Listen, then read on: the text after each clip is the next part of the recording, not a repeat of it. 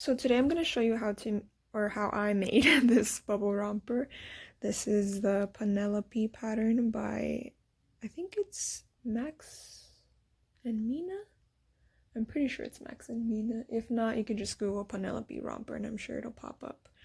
But yeah, this is just how I do it. I mostly do everything on the serger except for hemming the sleeves. I use a cover stitch for that. But what I really like about this method that I use is I use leg bands on the bottom, so I prefer that for baby thighs, and it's a lot easier. So any bummies pattern that you have, just use the leg band. But yeah, let's get started. So first I want to show you what pattern pieces I have. I have them all cut out right here. We have two for the front bodice, two for the back bodice. For the bubble portion, we have the front and the back.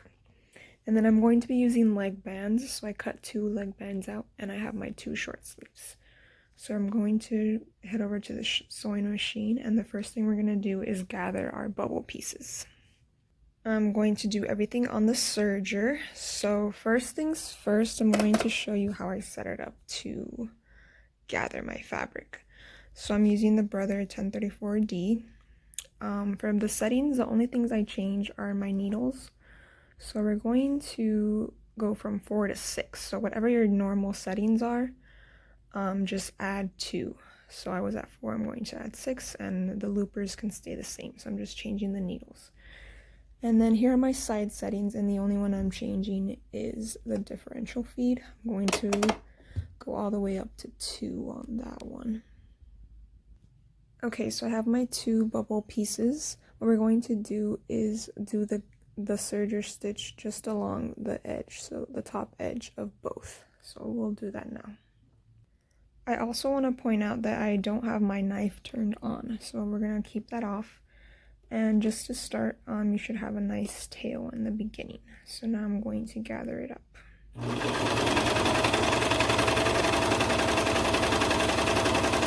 You can already see how it's gathering in the back.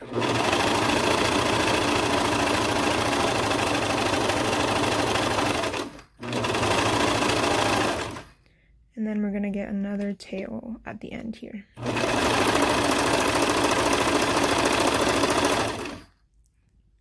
And now same thing with the other piece.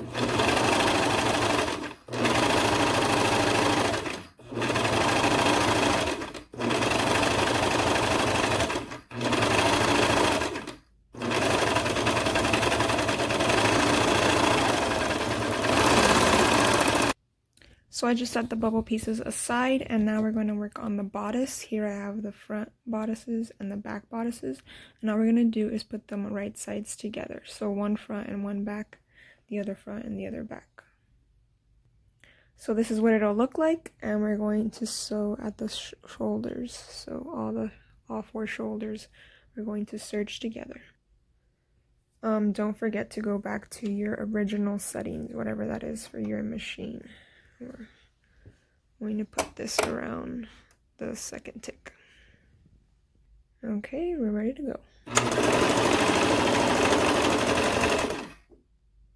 I'm actually not cutting anything off, so I'm just using the knife as a guiding point.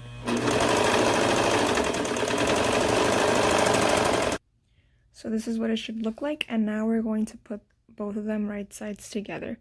So this one will just go on top of this one, and make sure that your front bodice matches up with your front bodice. You can tell because the back is more scooped, meaning the hole is bigger. So here's what it should look like. You could even pin it together, but I'm just going to hold the seams at the shoulders together and just serge all around. The pattern, I forget what the pattern calls for in terms of seam allowance, but again, I'm just going to use the knife as my guide point. So I just have it lined up, like I said, by the knife. I'm not sure what the seam allowance is. And I'm gonna go all around and be back. Since this is a curved neck hole, you might be wondering how to go about it. So all I do is just straighten it out. So it's like this, and I just straighten it out and keep going. So this is what it looks like, and now I'm going to put one side of the fabric or one side of this bodice inside the neck hole so that we can flip it out. It's hard to film with one hand, I apologize. Then you just kind of flip it so that it's how it would look. So you just essentially put wrong sides together of the fabric. So now you have either side. We're going to move on to the sleeves. For the sleeve portion, I like to fold it wrong sides together and then meet it at the center seam of the shoulders, and we're just going to add a pin right there. So now I have both shoulders pinned, both sleeves pinned at the shoulder, and we're going to match up the ends like this. So when you're sewing, what I like to do is just hold it here, so, and then keep guiding the fabric so that it meets at either end. So I'm going to do the same thing for both sleeves. So here's another look. I just have all 3 layers ready to go, and I'm just going to guide it all along here and show you what it looks like. So here's what it looks like all with the sleeves sewn in. So now what we're going to do is put right sides together like this. And then we're going to sew all along the bodice and up the sleeve on either side. So here and here. With this part, you just want to make sure that your seams line up here, these two right here. So that's what I'm going to hold on to as I serge. So this is what your bodice should look like so far, and we're going to turn it right side out so that we can do the bubble part next. And don't worry, we'll finish the sleeves later. So now I'm going to grab my bubble parts and see how I need to adjust the width of them. So here's one of the sides, and you can see that it's a little short, which is okay because I would rather it be shorter than too long. But now what we're going to do is grab the fabric from either end and pull just a tad so that it's a little longer on each side, just for the seam allowance. For this part, I do include seam allowance. So all I'm going to do is pinch right here on both sides and make it match up to the width of the bodice. Okay, so now you can see I have it just a tad bit longer. I'm going to use a 3/8 seam allowance, so that's just perfect. And I'm going to do the same to the other side. To the other bubble romper part right here. Again, sorry, I only have one hand. So again, you can see it's a little shorter, which is fine because we're just going to pinch it and make it the perfect size. All right, there we go. And now I'm going to put right sides together, both bubble pieces. So I'm going to put one bubble piece on top of the other, and I'm going to serge it down the sides, across the crotch right here. So that right here, and then the other side. So 3 sides, and we'll be back. I'm just going to line it up right on the edge right here so that it just cuts off a tiny bit. So here's what that part looks like now. What I'm going to do is clip these little tails, because next we're going to attach the bodice to the romper, and we aren't going to have our knife on, so we're going to cut those off prior to the next step. I just wanted to make that little what is it called? That little tip for you guys. Okay, so now you want to make sure that the front of the romper is facing you and the front of the bodice is facing you.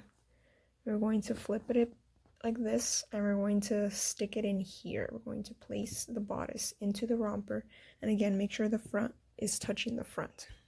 Okay, so I have my bodice inside, and now I'm going to quarter it at the, I'm going to add a pin, at each side and in the middle. Okay, so I have a pin at every quarter, and now I'm going to show you how I'm going to attach it with the serger. So what I like to do is adjust my stitch width, which is this one right here, this big one. And I'm just going to take it all the way to 7. Whoops, sorry. take it all the way to 7 and keep everything else the same. Turn off my knife. Want to make sure it's right at the edge there before I turn it off. And now we're going to just attach as you normally would your bodice. The reason we increase the width is so that these gathering stitches will be enclosed, because they're at a width of 5. So with a width of 7, they'll be enclosed within the stitches, these new stitches.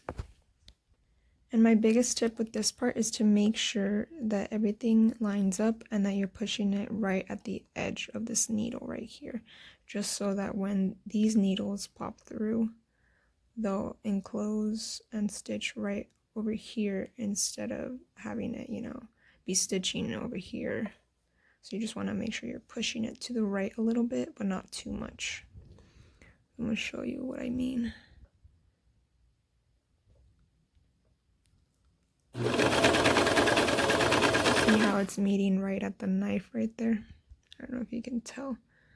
And then I keep adjusting, so I keep making sure that they all line up.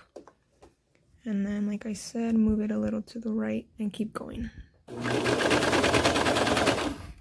I'm almost all the way around, so I'm going to clip this initial serger tail right off.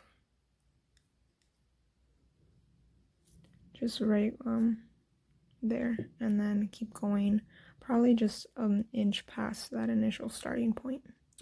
Okay, here's what it should look like so far. Next, we're going to add the leg bands. I'm just going to place them right sides together and serge at the edge, and I'll show you how we're going to attach them.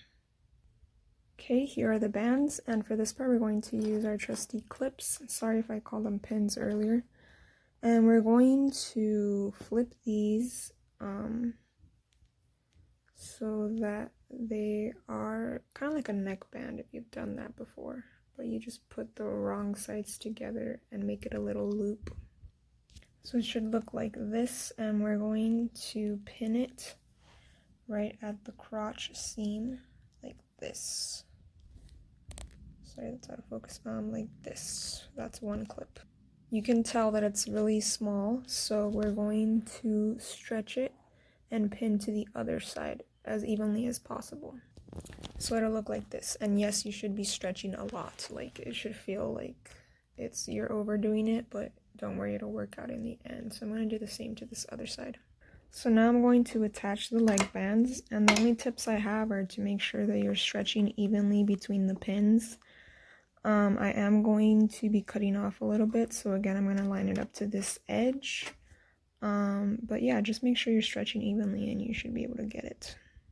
Okay, I got the initial sewing started, and this is what I mean by stretching. You're just going to stretch the band on the top to meet the leg.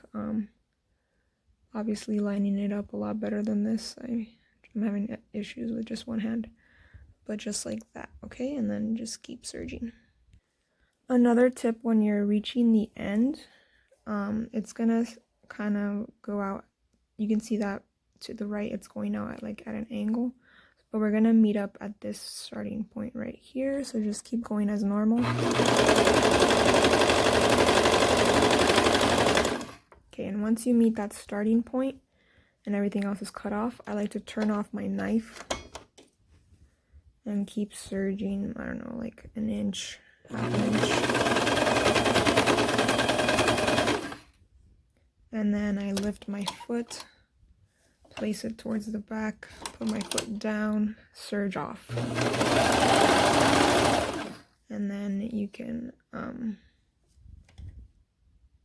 clip this off and finish your serger tail however you like.